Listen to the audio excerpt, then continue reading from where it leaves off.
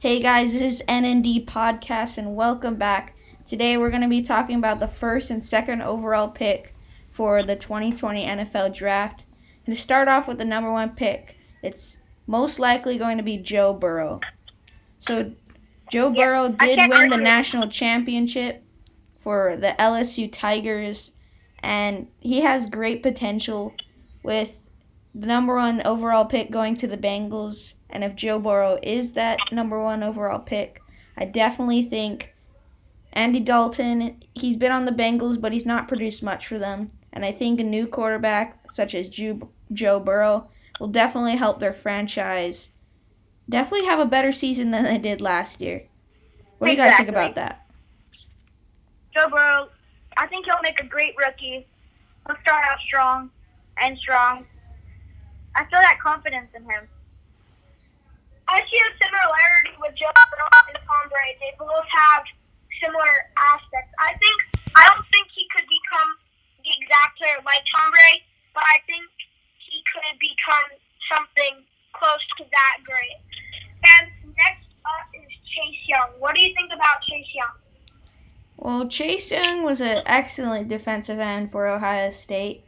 Although Ohio State did not win the national championship, they definitely put up a good fight. And I'm sure because of that good fight was because of Chase Young. He had tons of sacks. He can get around that corner fast.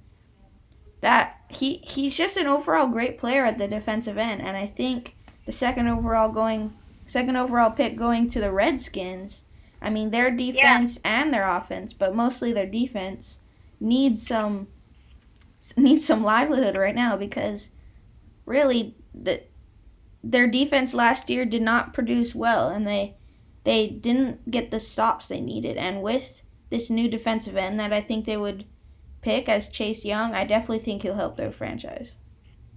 Yeah, me too. I think Chase Young fits great with the Redskins, as we don't know too much about Dwayne Haskins, who was a rookie last year and didn't do as well as he should have been. But I think Chase Young could do very well with the Redskins, as they don't have Josh Norman anymore. So Chase Young could definitely help that defense out. Okay, now we have Tua Tagovailoa. So he's from Alabama. He's pretty short. He is a Samoan guy. He's 6 foot, weighs 217. What is your prospect on that, Dylan? Well, I definitely think he's a great quarterback. He definitely has some good things about him. I don't think he'll be the number 3 overall pick though. Just because I don't think he has the talent that Joe Burrow really does. He can improvise with his feet, but overall, I think he's a great quarterback, and he'll definitely be a first rounder in my opinion. I think that Tua Tagovailoa, the reason that he isn't going to be the highest draft pick is because of that injury he had at the beginning of the college season last year with Alabama. He got sacked, and no one thought he was going to make it to the NFL. But now he came back, and he looks like he probably has a good career ahead of him next year. Yeah, I definitely do agree with you. And the number 3 overall pick is the Detroit Lions. So I definitely do think the Detroit Lions could use a new quarterback. You know, Matthew Stafford is getting older. He's not producing as he once was. He was injured the last season. You know, we got to see a little bit of, I forget his first name, but David Blow.